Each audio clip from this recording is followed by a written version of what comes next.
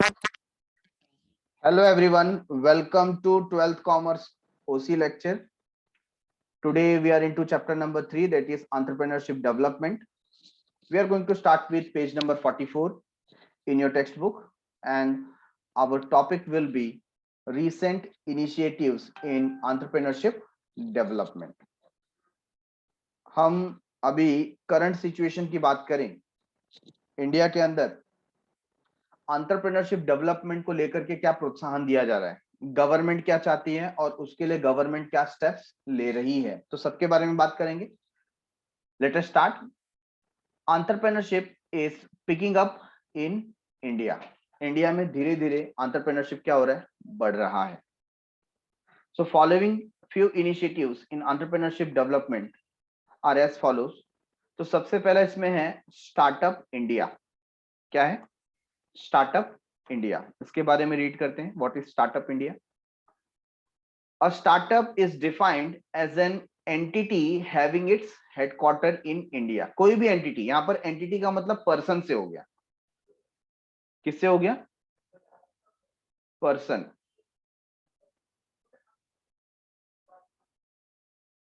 अब वो person soul trading concern हो,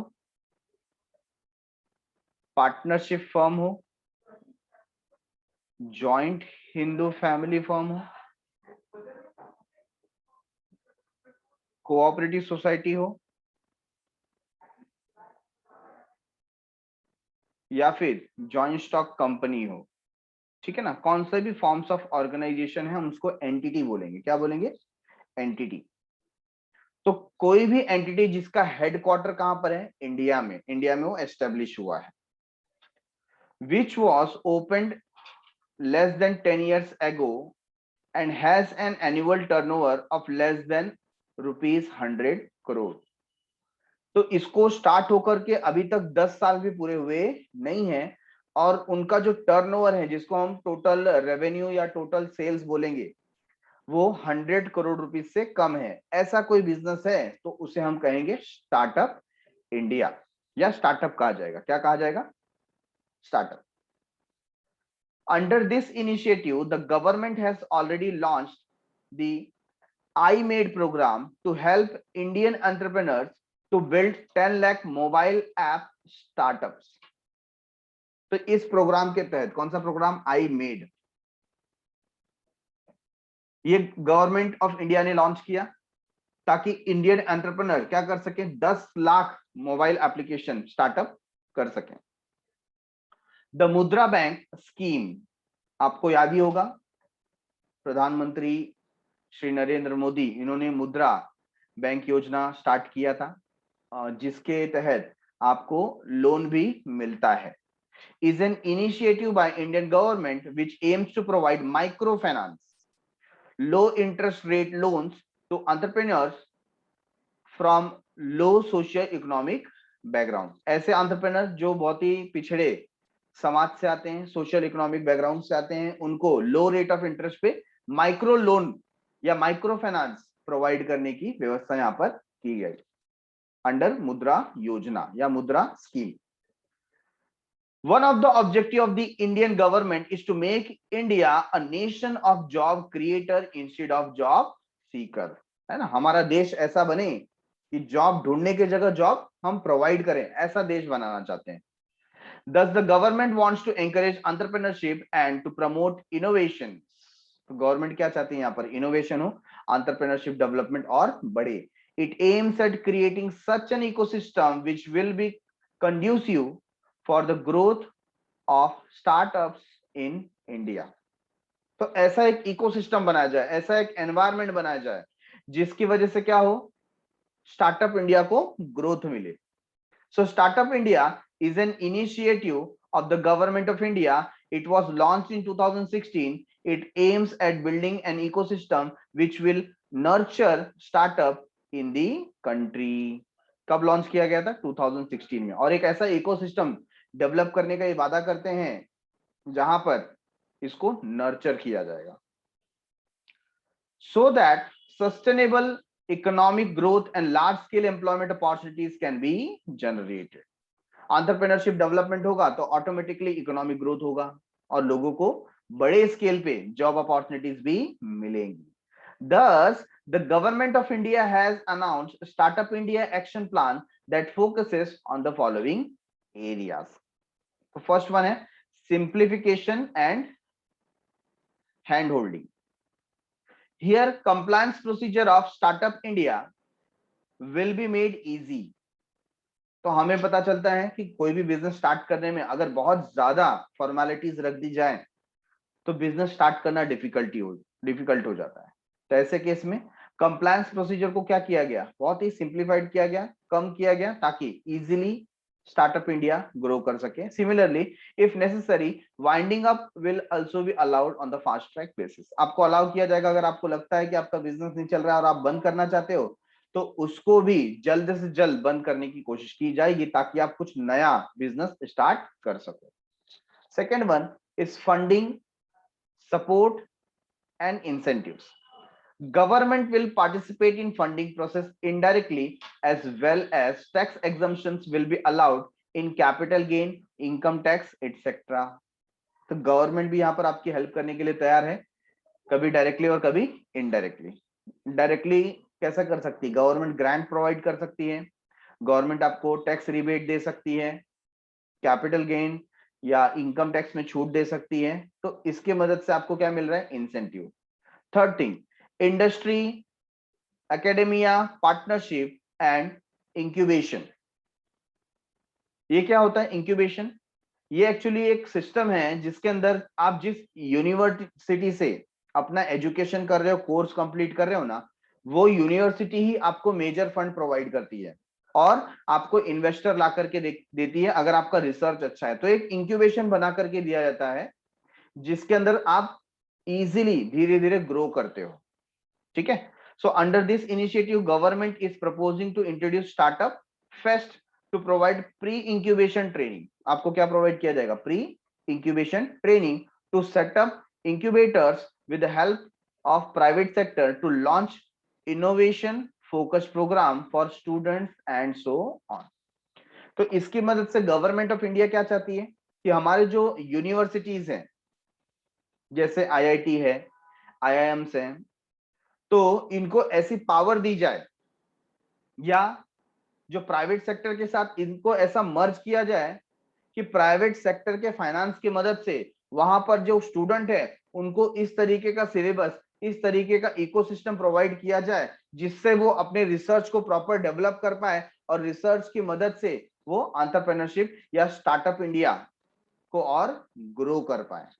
तो कोई भी एक पर्सन जो एंटरप्रेन्योर बनना चाहता है उसको एक मेंटर मिलता है यहां से और वो मेंटर उसकी हेल्प करेगा पूरा बिजनेस सेटअप करने में। और मेंटर यूनिवर्सिटी के थ्रू और एक्सटर्नल इन्वेस्टर्स के थ्रू उसको फाइनेंस में भी मदद कराएगा। हाँ, इसमें ये हो सकता है कि जो कॉलेज है, यूनिवर्सिटीज हैं, वो बाद में जाकर आगे चलकर उसमें अपना हिस्सा डिमांड करें।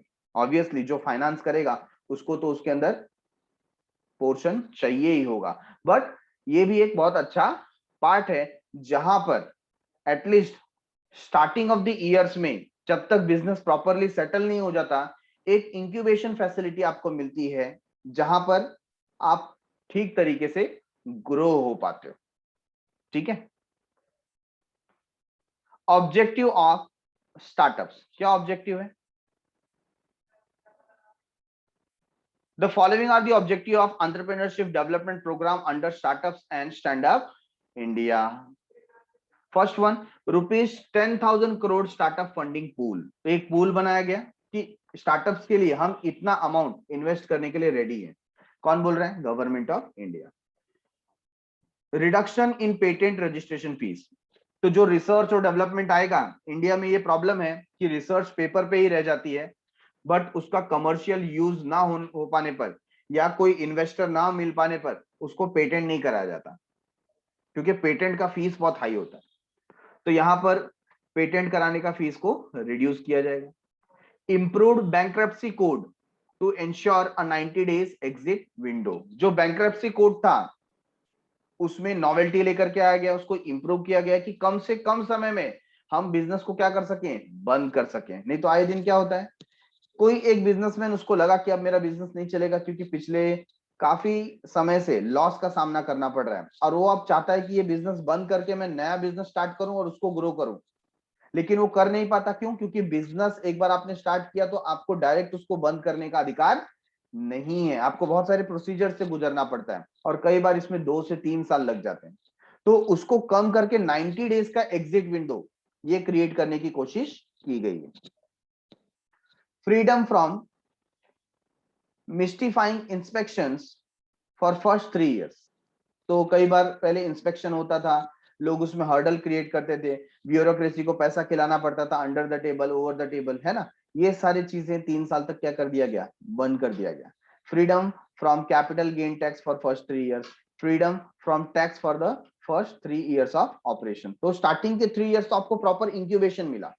आपको ये चीज समझ में आती होगी कि इंक्यूबेशन का मतलब क्या होता है। कभी कभी आपने देखा होगा ना कि मदर का जब डिलीवरी का पीरियड आता है, और कभी कभी कैसा होता है, बिफोर मेच्योरिटी, है ना, जो चाइल्ड है वो 9 मंथ कंप्लीट होने के बाद डिलीवरी अगर उसका हुआ तो वो हेल्दी होता है। अदरवाइज सपोज वो 7th मंथ में या 8th मंथ में उसका बर्थ हो गया, तो ऐसे केस में वो हेल्दी नहीं होता, तो उसको इंक्यूबेटर में रखा जाता है, एक ग्लास का एक कवर करके उसमें ऑक्सीजन सप्लाई के थ्रू उसको उसमें रखा जाता है, ठीक है ना, ताकि वो अपने मेच्योरिटी पीरियड तक उसके अंदर रह सके। तो कई बार उसको 15 दिन 20 दिन या जितना वो अर्ली उसका बर्थ हुआ है और जैसा उसका हेल्थ है उसको देखते हुए उसको इंक्यूबेटर में रखा जाता है। कुछ इसी तरीके का इंक्यूबेशन सिस्टम यहाँ पर बनाया जा रहा है कि जब तक आप नए हो, आपको चीजों की समझ नहीं है, तो आपके साथ में एक मेंटर रहेगा, फाइनेंस आपको मिलता रहेगा, एक इकोसिस्टम बनाया जाएगा ताकि आपको डिफिकल्टी ना हो।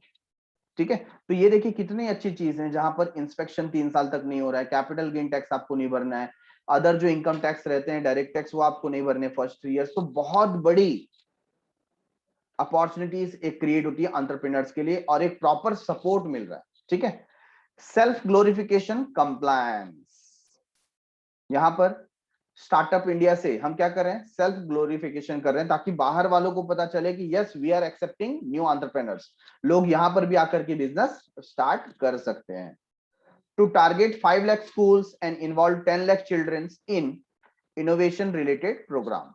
तो यहां पर एक टारगेट किया गया कि 5 लाख स्कूल जो हैं उनसे हम एफिलिएटेड हों, और 10 लाख बच्चों तक हमारी रीच हो जिनको हम इनोवेशन रिलेटेड प्रोग्राम में ऐड कर सकें।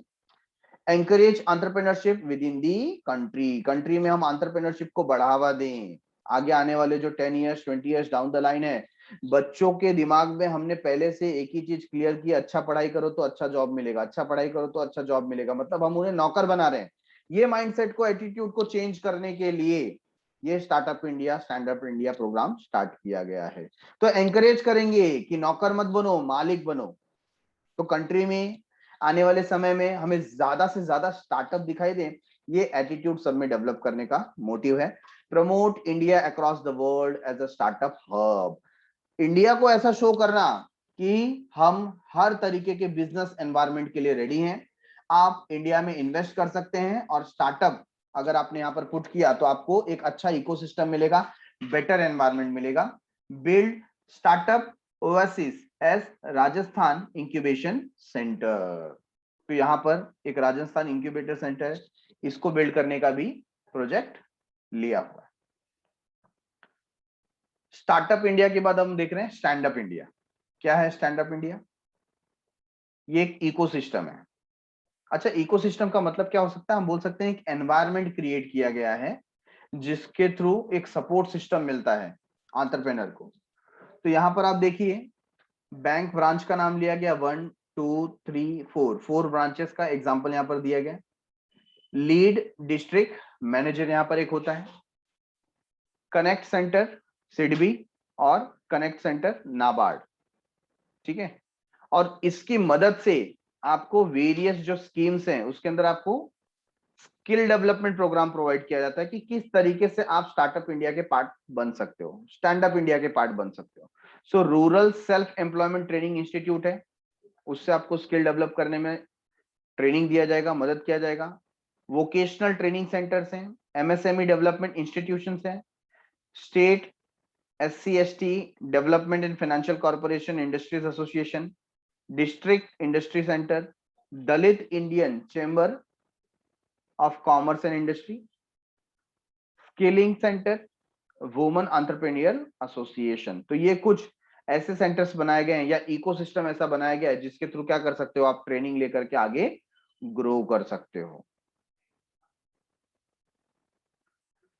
Stand up India scheme for financing SC/ST और women entrepreneurs. Objective of the stand up India scheme, क्या ऑब्जेक्टिव है?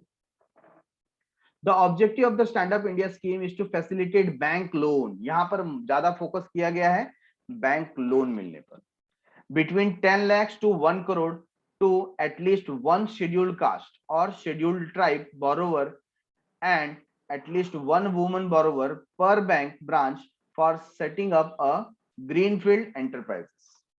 तो ग्रीनफील्ड एंटरप्राइजेस स्टार्ट करने के लिए हर एक बैंक के ब्रांच में 10 लाख से लेके 1 करोड़ तक का लोन मिले। किसको मिले? कोई शेड्यूल कास्ट का या शेड्यूल ट्राइब का बोरोवर हो उसको मिले। तो ये एक रिजर्वेशन कर दिया कि ऐसा एक व्यक्ति को आपको लोन देना पड़ेगा। किसको बोल रही है? बैंक्स को बोल रहे हैं। These enterprise may be in manufacturing, service और द ट्रेडिंग सेक्टर। तो ये डिफरेंट डिफरेंट टाइप्स के सेक्टर्स में हो सकते हैं।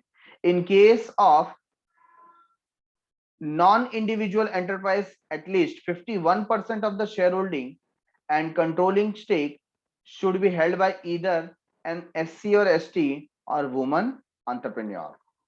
तो अगर आपका एंटिटी कोई कंपनी है जहां पर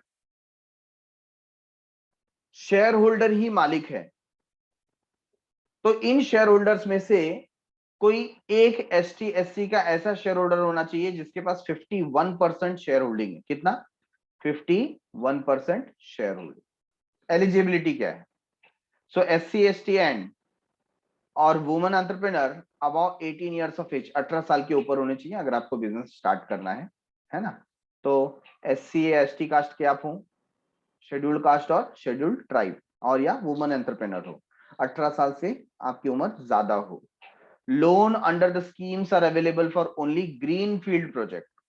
Greenfield signifies the first time venture of the beneficiary in the manufacturing or service or trading sector। तो ग्रीनफील्ड का मतलब क्या है? यहाँ पर ग्रीनफील्ड का मतलब है ये एक फर्स्ट टाइम वेंचर है। किसका? बेनिफिशियरी इन दी मैन्युफैक्चरिंग और सर्विस और ट्रेडिंग सेक्टर। आप कोई मैन्युफैक्चरिंग एक्टिविटी स्टार्ट कर रहे हो, ट्रेडिंग एक्टिविटी स्टार्ट कर रहे हो या सर्विस की एक्टिविटी स्टार्ट कर रहे हो, फर्स्ट टाइम कर रहे हो, तो उसको ग्रीनफील्ड बोला जाता है। In the case of non-individual enterprises, 51% of the shareholding and controlling stake should be held by either SC or ST and or woman entrepreneur। तो जो चीजें यहां पर बताई गई थी 51% वाली, उसी को यहां पर रिपीट किया गया है। आगे बढ़ते हैं। नेचर ऑफ लोन, लोन कैसा मिलेगा? So composite loan inclusive of term loan and working capital. तो ये दोनों को मद्देनजर रखते हुए आपको एक कंपोजिट लोन प्रोवाइड कर दिया जा रहा है। मतलब उसमें से कुछ हिस्सा टर्म लोन का होगा और कुछ वर्किंग कैपिटल के लिए होगा। Between 10 lakh and up to 1 crore lakh. ठीक है। पर्पस ऑफ लोन, लोन का पर्पस क्या है? Setting up a new enterprise in manufacturing, trading और सर्विस सेक्टर बाय SC/ST और women entrepreneur. Size of loan क्या होगा? So composite loan of 75% of the project cost inclusive of them term loan and working capital। तो इसमें क्या होगा? 75% जो इसके अंदर कॉस्ट होगा वो टर्म लोन और वर्किंग कैपिटल का होगा। However, it will not be applicable if the borrower's contribution along with convergence supports from any other schemes exceed 25% of the project cost।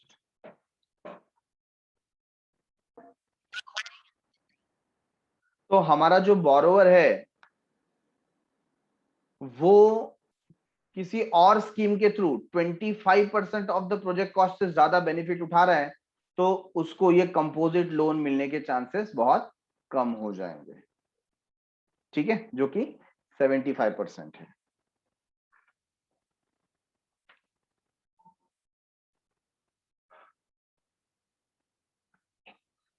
Next, interest rate. अब आपको loan मिल रहा है तो loan low rate of interest पे आपको दिया जाएगा। The rate of interest would be lowest applicable rate of the bank for that category, not exceeds, मतलब ये जो अमाउंट है वो 3% से ज्यादा नहीं होना चाहिए। किसका? पहला बेस रेट लेंगे, that is MCLR plus 3% plus tenure premium. जितना भी आपका टेन्योर है उसका premium amount plus MCLR plus 3%, ठीक है ना। तो इससे ज्यादा रेट ऑफ इंटरेस्ट आप ले सकते नहीं है। Beside primary security, the loan may secured by collateral security or guarantee for credit guarantee fund scheme for stand up India loans as decided by the banks। तो क्या बता दिया यहाँ पर? Besides primary security, primary security को छोड़कर the loan में भी सिक्योर्ड बाय कोलेटरल सिक्योरिटी। आपका जो लोन है वो कोलेटरल सिक्योरिटी से भी सिक्योर किया गया होगा या उसके ऊपर कोई गारंटी होगा, ठीक है ना, जैसा बैंक ने डिसाइड किया है।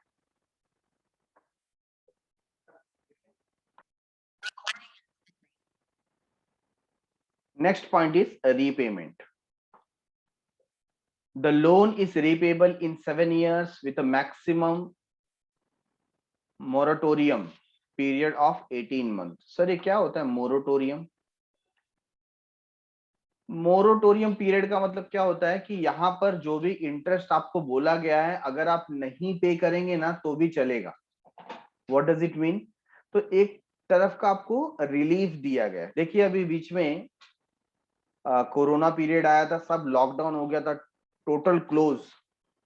तो ऐसे समय पर अगर कोई बिजनेस ही नहीं चल रहा है, धंधा ही नहीं चल रहा है और लोगों ने लोन उठाया हुआ EMI पे कर रहे हैं, तो EMI भरेंगे कहां से?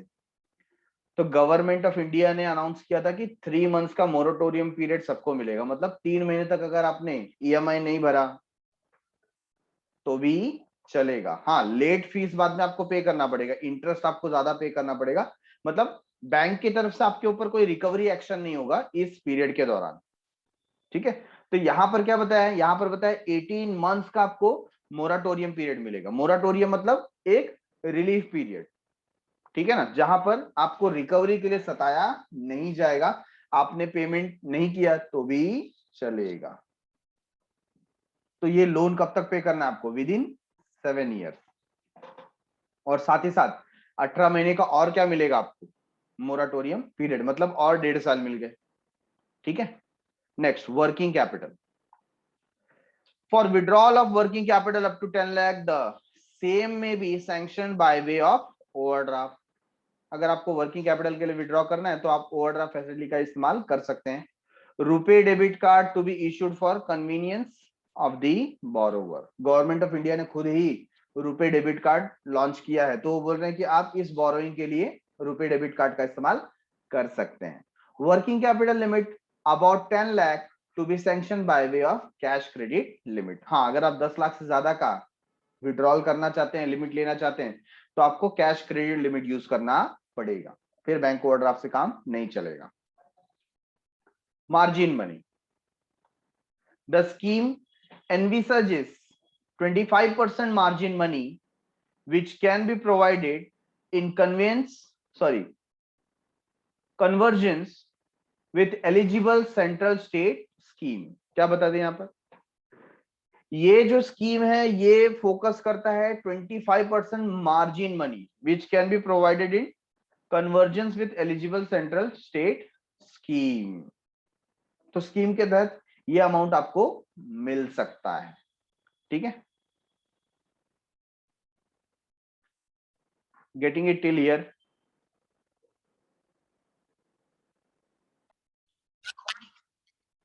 Upcoming topic is agro tourism. देखो वर्ड कैसा यहाँ पर दिया है, टूरिज्म, है ना, जैसे रूरल टूरिज्म। तो बिजनेस कर रहे हैं आप, एंटरप्रेन्योरशिप डेवलपमेंट, तो यहाँ पे टूरिज्म कहां से आगे? तो देखिए लिखा है न्यू अप्रोच टूवर्ड्स एंटरप्रेन्योरशिप। मैं एक एग्जांपल देना चाहूंगा।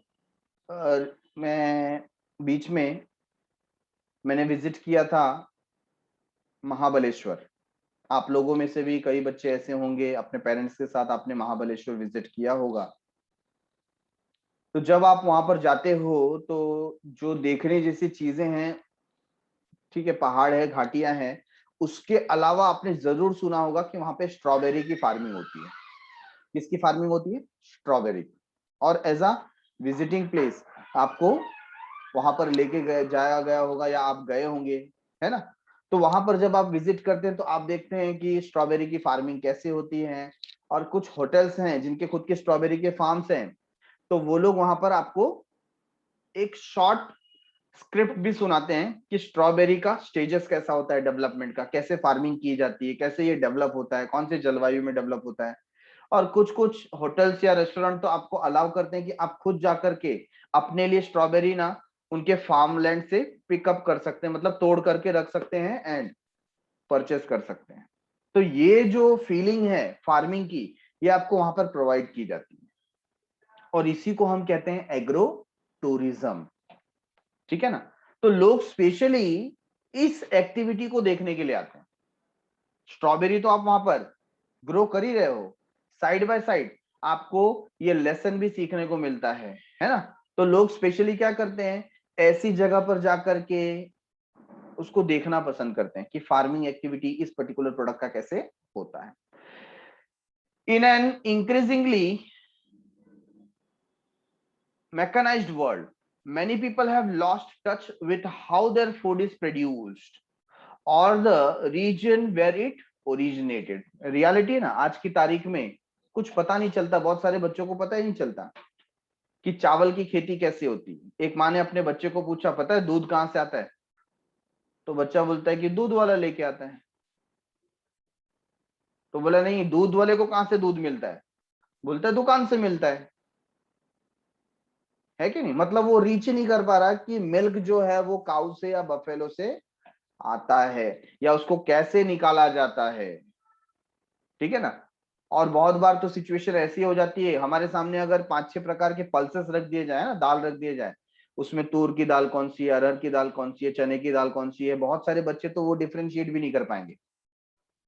तो हमारा जो टच है वो छूट गया है ना? स्पाइसेस के नाम पूछेंगे तो उनको स्पाइसेस के नाम भी सारे पता नहीं होंगे। हाँ, गर्ल स्टूडेंट को छोड़ करके अगर वो हेल्प करती होंगी कुकिंग में अपने मदर की, तो उनको स्पाइसेस के पल्सेस के नाम थोड़े बहुत पता होंगे। बट बॉयज में तो फिर ये एकदम नीलबटा सन्नाटा। तो यहां पर मैं कहना चाह रहा हूं कि आज के इस मैकेनाइज्ड वर्ल्ड के अंदर हमारा जो पहुंच है, हमारा ओरिजिन जहां से हुआ है उससे छूट गया, हम दूर हो गए। Agro tourism offer tourist a chance to reconnect with the land and provides a hand on experience with local food. वहां पर क्या फूड का स्पेशलिटी है ना, वो आपको एक एक्सपीरियंस करने को मिलता है। Agro tourism tourism activities include picking fruits. देखो क्या क्या कर सकते हैं आप वहां जाकर, खुद जाकर के फ्रूट्स पिक कर सकते हो, टेंडिंग बीज, milking cows and other educational pursuit. और भी जो एजुकेशनल परस्यूट है आप वहां पर फॉलो कर सकते हो, है ना? इसको हम बोलते हैं एग्रो बेस्ड इंटरेस्ट। जैसे एक पॉटर जो होता है वो पॉट कैसे बनाता है, तो आप वहां पर जाकर के सीख सकते हो। स्ट्रॉबेरी का फार्मिंग मैंने आपको बताया, काऊ का मिल्किंग कैसा होता है खुद जाकर के आप पर्सनली एक्सपीरियंस कर सकते हो। ठीक है? तो ऐसे टूरिज्म को कहा जाता है agro tourism. Agro tourism focuses on travel that is empowering to local communities. तो ये पावर किसको दिया जा रहा है? लोकल कम्युनिटीज को, क्योंकि इसके अंदर सब लोकल कम्युनिटीज ही इन्वॉल्व होती हैं, बोथ सोशली एंड इकोनॉमिकली, दोनों तरीके से, सामाजिक तौर पर भी और इकोनॉमिक तौर पर, आर्थिक तौर पर भी। Recognising the need to diversify their farm products and supplements their agricultural income, many farmers consider agrotourism as the one income option for the long term sustainability of their farms। क्योंकि क्या हो जाता है, जो फार्मर्स है उनको एक source of income ही दिखाई देता है। बट जब एग्रो टूरिज्म को बढ़ावा दिया जा रहा है कि भाई आपके पास स्ट्रॉबेरी है ना, तो आपने एक आउटलेट भी, शॉप भी ओपन कर दिया जहां पे आप स्ट्रॉबेरी सेल कर रहे हो। और कस्टमर को जब खुद पता चलता है कि यहाँ पर स्ट्रॉबेरी सेल हो रहे हैं और एकदम ताजा ताजा स्ट्रॉबेरी आपको मिलेगा, हैंड पिक करने को मिलेगा, ठीक है ना, तो वो और अट्रैक्ट होकर के वहां पर आते हैं। और स्ट्रॉबेरी से रिलेटेड आप प्रोडक्ट भी फिर उनको सेल कर सकते हो। आपको कस्टमर के लाइक्स और डिसलाइक्स के बारे में पता चलता है, इससे आपका बिजनेस और ग्रो होता है। Agro tourism can support agricultural economic when local producers can no longer compete economically. तो क्या होता है, देखो आप अपना माल सब जगह तो नहीं पहुंचा पा रहे हो इकोनॉमिकली, हो सकता है हमसे कोई सस्ता वहां पर प्रोवाइड करता होगा, बट जब टूरिस्ट आपके यहाँ पर आते हैं तो वो डेफिनेटली परचेस कर रहे हैं, तो आप सप्लाई नहीं कर पा रहे हो, bring them to your home, bring them to your villages, है ना, ताकि वो क्या करे, यहाँ पर आए तो कुछ परचेस करे, आपका बिजनेस बढ़ेगा।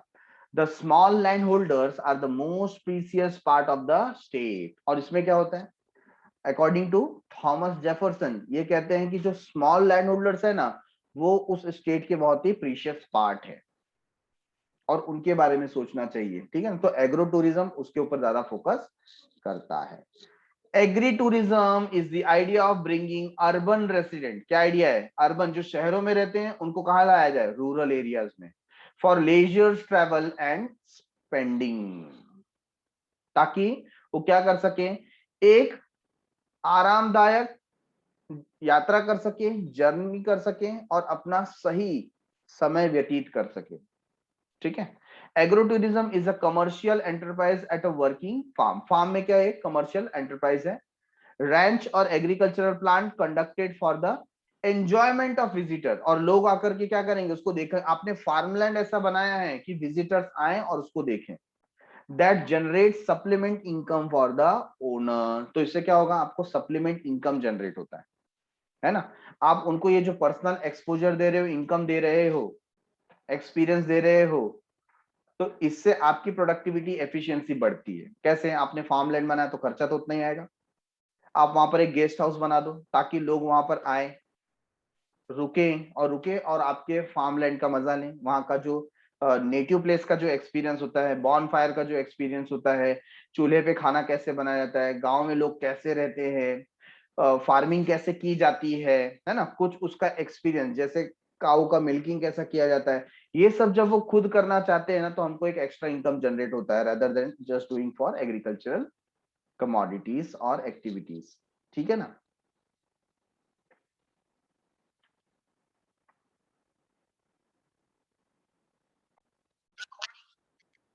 Agro tourism in Maharashtra. अब महाराष्ट्र में एग्रो टूरिज्म क्या है, कैसा है।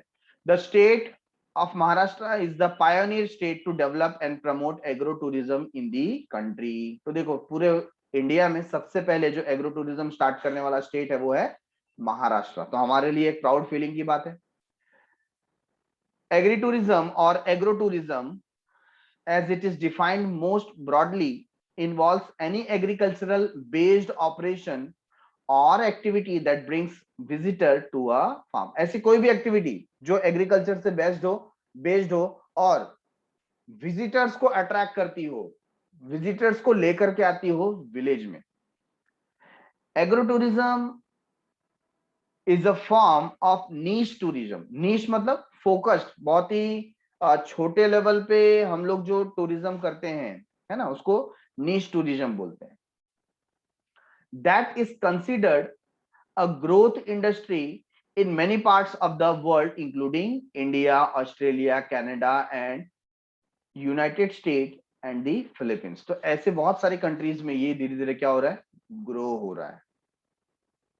Besides growing and selling products, there are many other important aspect of managing a farm business। तो हमको लगता है फार्म बिजनेस में क्या है, प्रोडक्ट को ग्रो किया, सेल किया, लेकिन इसके अलावा भी बहुत सारी एक्टिविटीज होती है।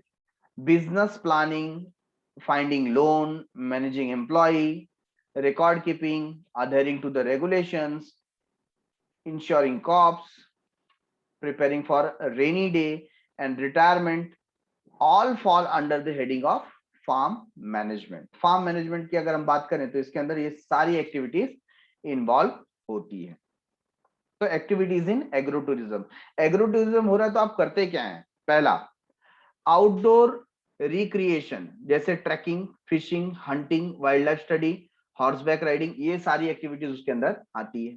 उसके अलावा educational experiences, farming experience like rice plantation, cooking experience on चूल्हे पे कैसे खाना बनाया जाता है ना, जैसे जो विलेज लाइफ की हम बात कर रहे थे ना, उसके ऊपर पूरा फोकस कर रहे हैं। एंटरटेनमेंट, एंटरटेनमेंट के लिए वहां पे क्या होता है, जैसे हार्वेस्ट फेस्टिवल है, जैसे हुरदा पार्टी महाराष्ट्र में अलग से की जाती है, ठीक है। हॉस्पिटैलिटी सर्विस, जैसे फार्म स्टेज, जैसे गेस्ट हाउस वगैरह वहां पर है, गाइडेड टूर्स और आउटफिटर सर्विसेज, ये सारी चीजें भी अवेलेबल कराई जाती है। ऑन फार्म आपको डायरेक्ट सेल किया जाता है, मतलब खुद जाकर के अपनी सब्जियां हैं या अपने जो फ्रूट्स हैं उसको आप क्या करो, पिक करो। सो यू पिक ऑपरेशंस और रोड साइड स्टैंड्स, ऐसे आपको फैसिलिटी प्रोवाइड की जाती है, इसको हम बोलते हैं on farm direct sale. Happy customers will definitely return, और जो लोग खुश रहते हैं ये सब चीज से वो खुद भी आते हैं और अपने साथ और लोगों को भी बताते हैं। They will also tell their friends and family about farm. Farmers can add value to your guest experience by offering them refreshment. तो जो फार्मर्स हैं वो भी आपका एक्सपीरियंस और एनलार्ज करते हैं, आपको रिफ्रेशमेंट वगैरह प्रोवाइड करते हैं। They can select products that complement what they produce on farm, such as milk or butter samples, fresh foods, fresh juice, etc. तो ये भी वहां पर वो प्रोवाइड करते हैं, एज अ कॉम्प्लीमेंट कभी कभी प्रोवाइड करते हैं, ठीक है। With time and creativity farmers can expand their recreation enterprise. धीरे धीरे क्या होता है, जैसे जैसे इनको ये एग्रो फार्मिंग या एग्रीकल्चरल टूरिज्म समझ में आता है, वो क्या करते हैं, रिक्रिएशन एंटरप्राइजेस को एक्सपांड करते हैं through fun entertaining activities such as contest, adult and children's classes or games. Children love straw maze, pumpkin painting and scarecrow making, है ना, ये सब विलेजेस में होता है ना, पंकिन को पेंट करना, स्केयरक्रो जो होता है ना, एक पुतला जैसा लगा दिया जाता है खेतों के अंदर पक्षियों को डराने के लिए, स्केयरक्रो बोलते हैं, ठीक है। एडल्ट्स में एंजॉय हिस्टोरिक डिस्प्ले और क्लासेस ऑन प्लांटिंग, तो प्लांटिंग के ऊपर उनको वेरियस लेक्चर्स वगैरह जो हैं वो एडल्ट्स एंजॉय करते हैं, तो ऐसे कुछ रिक्रिएशन एक्टिविटीज वो लोग प्रोवाइड कर सकते हैं। And the last part is intrapreneurs. देखो एंटरप्रेन्योर तो हमको पता चला, इंट्राप्रेन्योर कौन कौन होता है। So intrapreneur is an employee who has the authority and support of his company और employer to implement his own innovative and creative ideas, है कि नहीं। सपोज मैं एक एंटरप्रेन्योर हूं और मुझे ऐसा लगता है ना कि कोई मेरा जो एम्प्लॉय है उसके अंदर बहुत अच्छी कैपेसिटी कैपेबिलिटी एंटरप्रेन्योर बनने की, लेकिन वो है मेरे अंडर, उसने खुद का कुछ स्टार्ट नहीं किया है, तो मैं उसको टोटल अथॉरिटी दूंगा कि तू मेरे अंदर रह के, है ना, मेरे अंडर में काम करके तू क्या कर, अपना बिजनेस डेवलप कर, अपना मतलब मेरा बिजनेस डेवलप कर। तो एंटरप्रेन्योर का काम करेगा बट खुद के लिए नहीं, मेरे लिए करेगा, और मैं एज ए एम्प्लॉय तुझको सैलरी इंसेंटिव कमीशन जो है वो प्रोवाइड करूंगा। तो उस एम्प्लॉय के अंदर एंटरप्रेन्योर बनने का स्किल है, बट क्या वो खुद के लिए बिजनेस कर रहा है, नहीं, वो मेरे लिए बिजनेस कर रहा है और मैं उसको फुल अथॉरिटी देता हूं कि तू अपने हिसाब से डिसीजन ले, अपना इनोवेशन कर, क्रिएटिव आइडियाज पुट कर, फाइनेंस मैं करूंगा, तू मेरा एम्प्लॉय है। समझ में आ रहा है क्या। तो एम्प्लॉय रहते हुए जो एंटरप्रेन्योर का काम कर रहा है उसको बोलते हैं इंट्राप्रेन्योर। क्या बोलते हैं, intrapreneur. His ideas or product may or may not earn immediate revenue for the company, तो हो सकता है उसका जो आइडियाज है वो कंपनी को डायरेक्ट रेवेन्यू ना देता हो। Still the employ keeps receiving his salary, और फिर भी हम उसको क्या प्रोवाइड करते हैं, salary. So the main difference between an entrepreneur and an entrepreneur is that, क्योंकि देखो एंटरप्रेन्योर होगा तो उसकी एफिशिएंसी का जो रिजल्ट होगा ना प्रॉफिट के रूप में होगा। अगर बिजनेस फेल हुआ तो एंटरप्रेन्योर को लॉस होता है, बट इस केस में अगर बिजनेस फेल हुआ तो इंट्राप्रेन्योर को लॉस नहीं होगा, उसको उसकी सैलरी मिलेगी, ठीक है। The later takes financial risk while the entrepreneur does not have to invest any capital from his pocket, तो जो इंट्राप्रेन्योर है उसको अपने पॉकेट से खर्च करना नहीं पड़ता। The company provides the infrastructure, company provide करती है पूरा infrastructure. Many large organizations have dedicated research and development departments where employees are encouraged to use their creative ability. तो ऐसे बहुत सारे large organizations हैं जो खुद का R&D डिपार्टमेंट रखते हैं ताकि उनके एम्प्लॉय कुछ क्रिएटिव एबिलिटी शो कर सके। Such an idea or innovative producers may fetch great profits for the organization, और ऐसे आइडियाज ऑर्गेनाइजेशन के लिए अच्छे प्रॉफिट का सोर्स बन सकते हैं। Kinetic India, Tata Motors, Infosys Technology, etc. are some of such companies who encourage entrepreneurship. Definition दिया देखो, by Gifford Pinchot. Ill. Entrepreneurs are the dreamers who take hands-on responsibility for creating innovation of any kind within a business. Business के अंदर रह के जो innovative idea लेकर के आते हैं, responsibility लेते हैं, उनको हम बोलते हैं entrepreneur. ठीक है, ऐसे ही